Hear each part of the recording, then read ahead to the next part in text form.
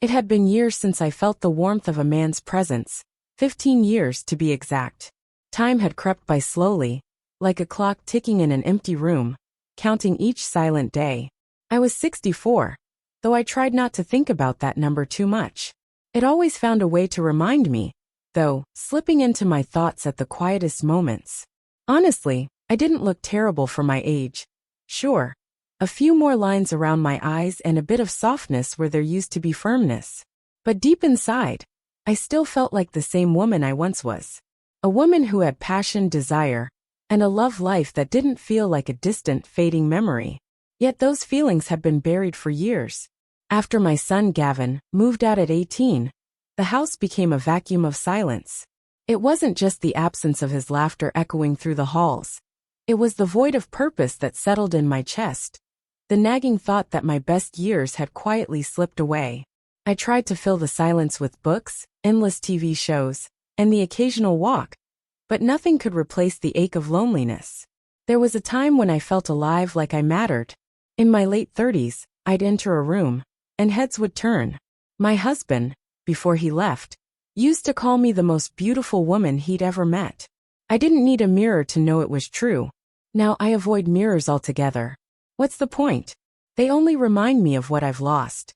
It wasn't just the company I missed, it was something deeper, something more intimate and personal. Then one afternoon, everything changed. Gavin showed up for a visit, which was rare these days. He was busy living his life in the city, working, socializing, dating. I didn't hold it against him. I was happy for him, truly. He was experiencing the kind of excitement I once knew, back when life felt full of possibility. When he knocked on the door, I nearly leapt out of my chair to answer. "Mom," he said with that familiar boyish grin, pulling me into a warm hug.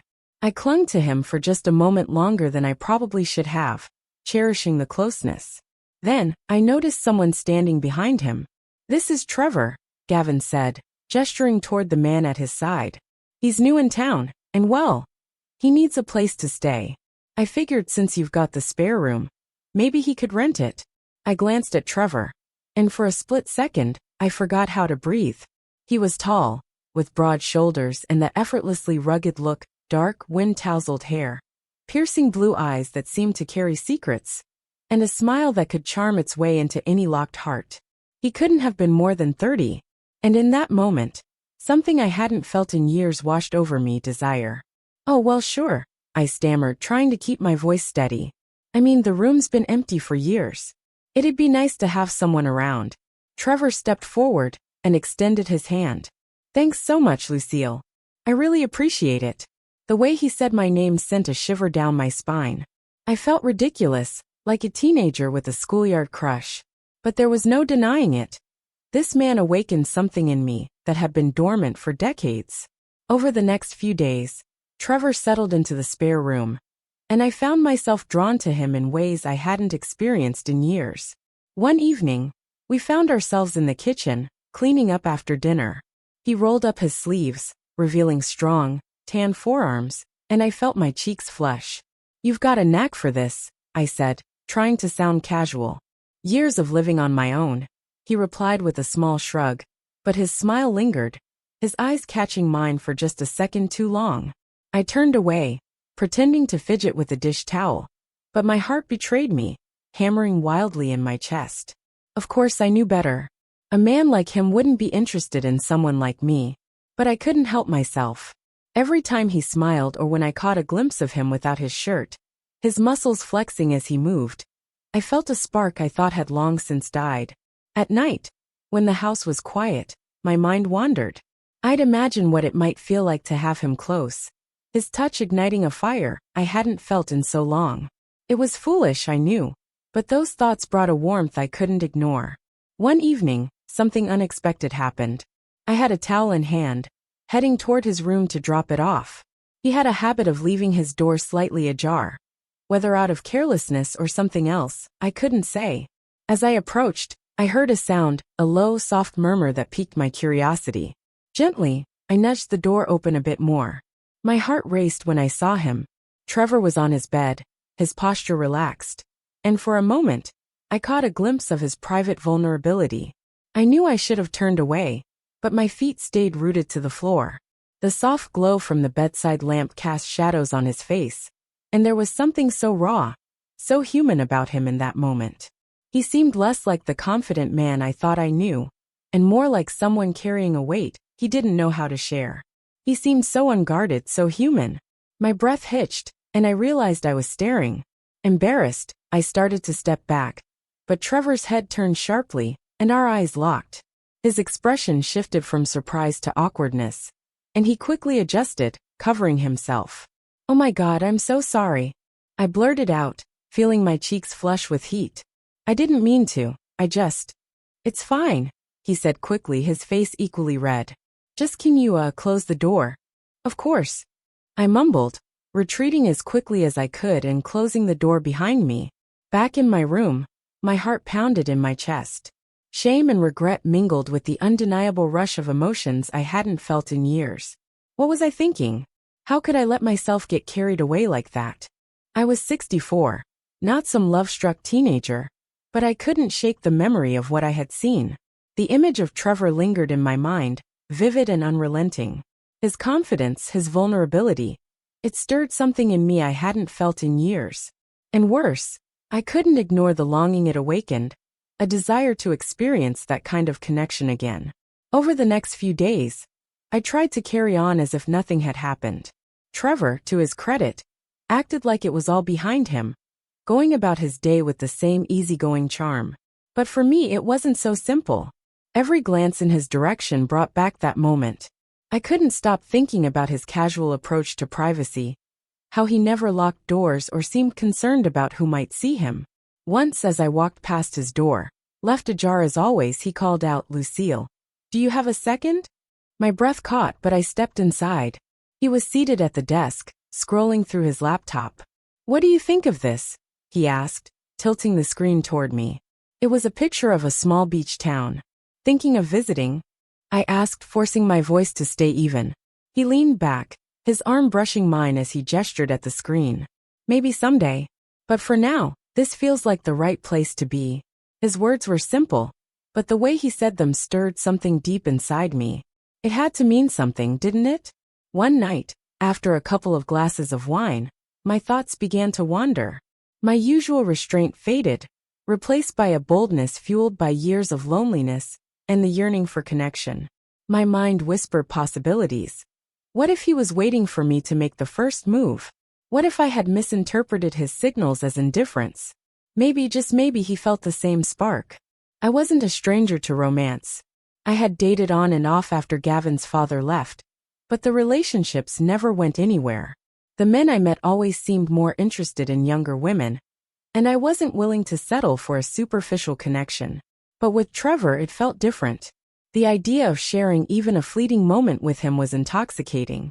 That evening, emboldened by my emotions, I made a decision I would come to regret. Trevor was in the shower, the door slightly ajar as usual. My heart pounded as I walked down the hallway, a mix of nerves and anticipation. Steam billowed softly from the bathroom, curling into the dim light. I knocked lightly, but when there was no response, I took a shaky step forward and pushed the door open just enough to peek inside. There he was, his back to me, the water cascading down his shoulders. "Trevor," I said, my voice barely above a whisper. He turned startled, his blue eyes wide with surprise. Confusion flickered across his face as he tried to process what was happening. Before I could stop myself, I stepped further inside, reaching out to touch his chest. My hand brushed against his warm skin, and for a brief fleeting moment, it felt like everything I had imagined.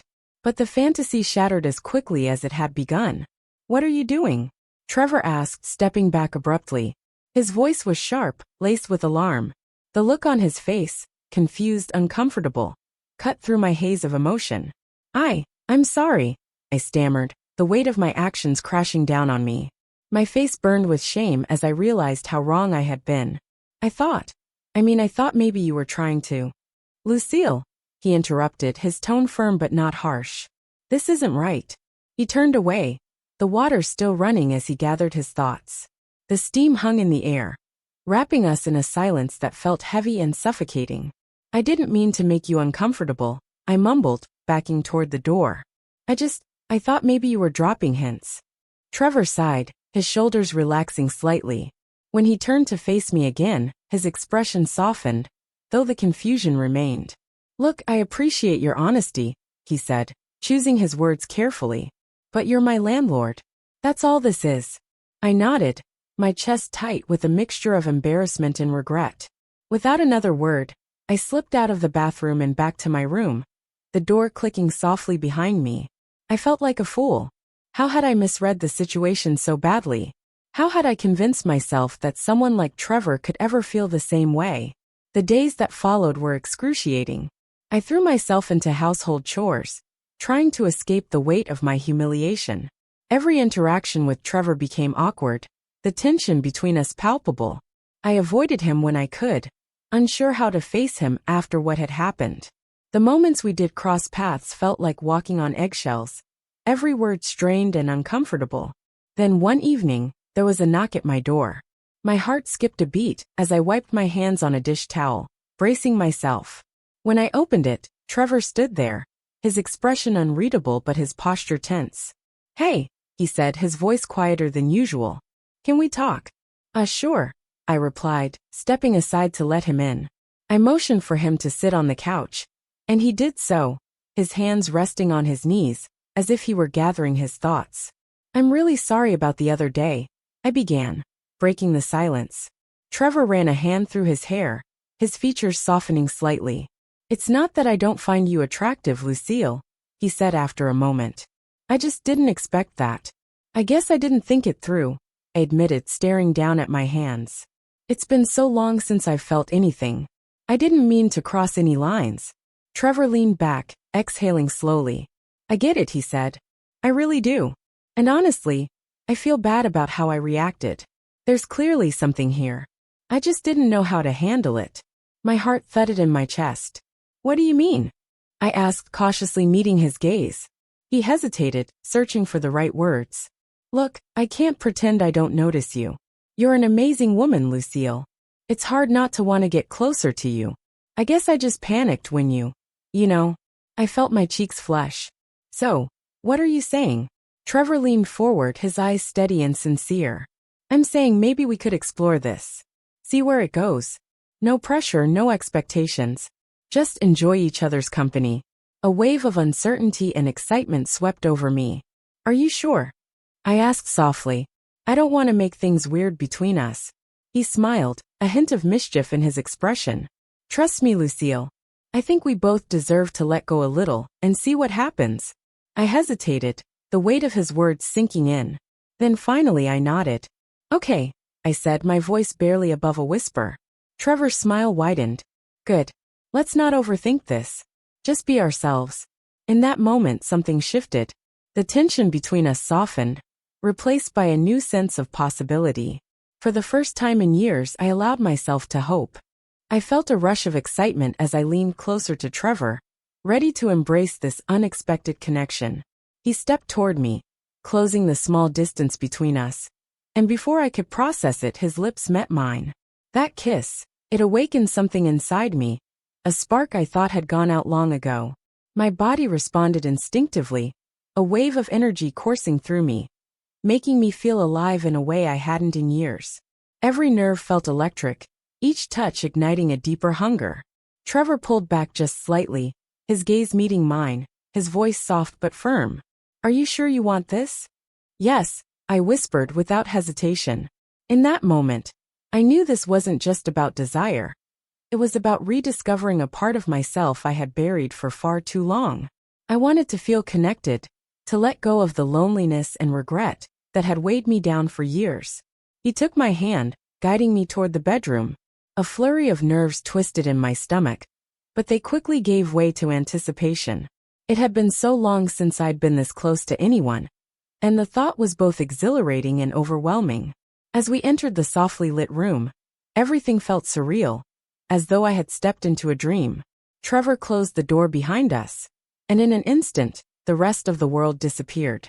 His warmth, his strength, his gentle confidence, it all enveloped me, and I found myself letting go completely. We lost ourselves in the moment, and I felt a part of me reawakening, responding with an intensity one didn't realize I still had. The experience was both freeing and reckless, as though we were reclaiming something we had lost. It wasn't just about the physical connection, it was about the sense of belonging, the unspoken understanding we shared in that moment. Afterward, I lay there, tangled in the sheets, my thoughts swirling.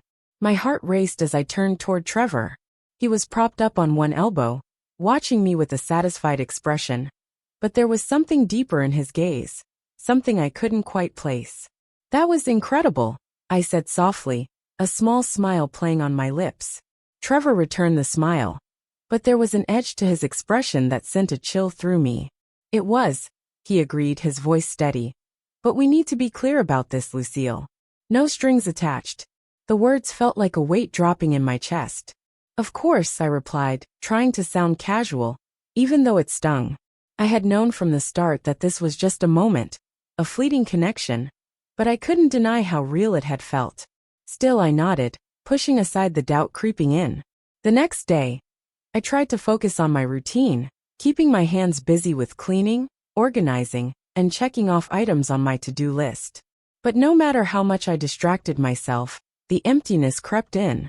When Trevor left for work, the apartment felt unbearably quiet, the absence of his presence almost suffocating. I hated how much I missed him already. That evening, I returned home from grocery shopping, arms full of bags, when I heard Trevor's voice coming from his room. At first, it brought a sense of comfort, the sound familiar and grounding. I carried on toward the kitchen, but then something in his tone caught my attention. Curiosity got the better of me, and I paused in the hallway, straining to hear. "Yeah," he said, his voice muffled but clear enough. "I had my way with this cougar last night." I froze, the words slicing through me like a cold wind. My heart thudded painfully in my chest as his laughter followed, sharp and grating. "You know my landlady," he continued, his tone laced with mockery. "You wouldn't believe it. She was practically begging for it." A lump formed in my throat, my breath catching as I stood there paralyzed. The warmth and tenderness I had felt the night before evaporated in an instant, replaced by a hollow ache. It wasn't just the betrayal. It was the humiliation, the realization that what had felt meaningful to me had been reduced to a joke. I turned away, my hands trembling as I gripped the grocery bags. Tears stung at the corners of my eyes, but I refused to let them fall. Instead, I focused on the mundane task of putting the groceries away, each movement robotic, my mind replaying his words on an endless loop. What had I done? How had I let myself believe this could be more than a passing fling for him? The ache of loneliness I had tried to escape now felt even heavier, weighed down by the sting of betrayal. It was just out of pity, you know. Nothing more than that, just a way to pass the time. The words hit me like a punch to the gut. I stood frozen in the hallway, disbelief mingling with a surge of anger that burned through me like fire. How could he speak about me like that? The laughter spilling from his room felt sharper than any insult, cutting deep into the vulnerable place I dared to open for him. I couldn't just stand there. My heart pounded as I marched to his door, rage propelling me forward. Without hesitation, I barged in, my voice trembling but fierce. "Get the hell out." Trevor's eyes widened in shock, and he fumbled to hang up his phone. "Lucille, wait. Don't you dare Lucille me," I snapped, my chest heaving as I fought to keep my composure. "I heard everything. You think I'm some kind of joke? Some cougar you can use for your entertainment, and then laugh about with your friends? It's not what you think," he stammered, standing up from his bed, his expression shifting from surprise to defensiveness. "Not what I think," I repeated bitterly, my voice cracking under the weight of my emotions. "You called me a pity lay. You think I'm just a way to pass the time." I grabbed one of his shirts and hurled it at him, the fabric hitting him like the slap I couldn't bring myself to deliver. Trevor ran a hand through his hair, frustration etched across his face. "I didn't mean it like that." "Then what did you mean?" I gestured wildly around the room, my voice rising. "Look around you. The pizza boxes, the wine glasses, the nights we spent laughing. Did any of it mean anything to you? Or was it all just some pathetic joke to you?" For a moment, he opened his mouth as if to argue, but then he closed it, the fight draining from his posture. The defiance in his eyes softened, replaced by something that almost looked like regret. Just leave, I said, my voice quieter now but no less firm. Take your things and go. I don't need this. I don't need you. Trevor hesitated, his shoulders slumping as he began to gather his belongings.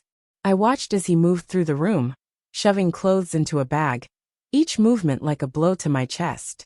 Lucille, he said softly, his voice devoid of its usual confidence. I'm sorry. I didn't mean to hurt you. Save it, I said coldly, crossing my arms over my chest. Just go. I deserve better than to be a punchline in your pathetic joke. He nodded, his face heavy with something I didn't care to decipher. Without another word, he walked past me and out the door. I followed, grabbing what little was left of his things and tossing them outside before slamming the door shut behind him. The moment the lock clicked into place, my anger dissolved, replaced by a wave of emptiness that left me sinking onto the couch. The tears came hot and fast, streaking down my cheeks as I buried my face in my hands. How could I have been so foolish? So naive to believe I'd found something real? Why does it always end like this? I whispered bitterly, clenching my fists as frustration bubbled up inside me. For a long time, I sat there, consumed by the weight of it all. The loneliness, the heartbreak, the cruel irony of having dared to hope. But as the tears slowed, a new feeling began to stir, small but steady. It wasn't anger or sadness, it was determination. This wasn't going to be the end of my story. It was a painful chapter, yes, but just a chapter. A lesson that I needed to learn to move forward. Somewhere out there was the love I deserved. One built on respect and understanding, not fleeting infatuation. Someday, I whispered to myself, the words shaky but resolute. I'll find someone who sees me for who I really am. I wiped my tears away, the beginnings of resolve taking root in my chest. Slowly, I got up and began to clean the remnants of Trevor's presence from my space. Each item I threw out, each surface I wiped down, felt like a small reclamation of my life. This wasn't the end. It was just another step in the journey. And maybe, just maybe, the next step would lead me closer to something real. Something lasting. I wasn't giving up. Not yet. Over the weeks that followed, something shifted in me. The house no longer felt as empty, though I couldn't quite explain why. Perhaps it was the simple act of reclaiming my space after Trevor left. Or maybe it was the quiet confidence I'd discovered in the aftermath of our time together. Whatever the cause, I found myself walking taller, smiling more easily, and saying yes to invitations I would have once dismissed out of hand. One Saturday morning, as I stood in line at the local bakery, my usual order of a fresh baguette and croissants in mind, the baker, Robert, leaned over the counter with a shy smile. He was in his early 50s, with a bit of a paunch and flour perpetually dusting his hands, but his eyes were kind and warm. "Lucille," he said, his voice tinged with nervous energy, "you've been coming here for years, and every time I see you, I think to myself, I should ask her out." I blinked, caught completely off guard. "Oh," I stammered, heat rising to my cheeks. "That's very kind of you, Robert." He chuckled, scratching the back of his neck. "I know it's a bit forward, but would you like to have dinner with me sometime? There's this new Italian place I've been dying to try, and I'd love to take you." I hesitated, a dozen excuses flooding my mind. But then I thought of Trevor. Not him specifically, but what he had awakened in me. That spark, that reminder that I was still alive, still capable of being desired. "I'd like that," I said finally, and his face lit up in a way that made my chest flutter. Later that week, as I brought in the mail, I heard a familiar voice from across the street. "Morning, Lucille." It was Harold, my neighbor. He was 68, tall and broad-shouldered, with salt and pepper hair, and the kind of rugged handsomeness that made you wonder what he'd been like in his prime. He jogged over, holding a basket of fresh tomatoes from his garden. "These are for you," he said, thrusting the basket into my hands. "I grew them myself. Thought you might like some for your cooking." I laughed, the sincerity of the gesture warming me. "That's very thoughtful of you, Harold." "Thank you." He hesitated, shifting his weight from foot to foot. "You know," he said after a moment, "I've been meaning to ask. Would you like to join me for a walk sometime? There's a trail not far from here. Nice views, good exercise." I smiled, the confidence I'd been nurturing taking root. "I'd love to," I replied. "Just say when." And then there was the younger man at the local coffee shop. His name was Mateo, a 40-something barista with a sharp jawline, warm brown eyes, and a flirty charm that seemed effortless. He always remembered my order, latte 2 sugars, a sprinkle of cinnamon, and greeted me with a grin that could melt ice. One afternoon, as he handed me my cup, he leaned in a little closer. "Lucille," he said, his voice low and inviting, "have I ever told you how much I admire your style? You're captivating." I laughed, shaking my head. "Oh, stop," I said, though the blush creeping up my neck betrayed me. "I'm serious," he insisted, his hand brushing mine as he passed me my change. "If you ever feel like some company, I'd love to take you out for dinner. No pressure. Just 2 people enjoying good food and better conversation." I hesitated, the temptation tugging at me. There was something intoxicating about Mateo's attention, his easy confidence, but I wasn't sure if I was ready for something so bold. "I'll think about it," I said with a teasing smile, and his wink told me he wouldn't let the idea drop anytime soon. It was as though the universe had woken up alongside me, throwing opportunity after opportunity in my path. Where once I had felt invisible, I now felt seen. By Robert, by Harold, by Mateo, and even by the random strangers who seemed to linger just a moment longer in their conversations with me. One evening, as I sat on my porch sipping a glass of wine, I reflected on how much had changed. Trevor had been a fleeting presence in my life, a spark that reignited something I'd almost forgotten about myself. He wasn't the one I needed, but he had reminded me that I could still feel, still desire, still connect. And that realization had rippled through my days, changing the way I moved through the world. I wasn't rushing into anything, not with Robert or Harold or Mateo. For the first time in years, I wasn't searching for someone to fill the empty spaces in my life. Instead, I was savoring the thrill of possibility, the knowledge that I was still capable of turning heads, of making hearts flutter, of living. Trevor might have been the match, but I was the flame. And now I was burning brighter than ever.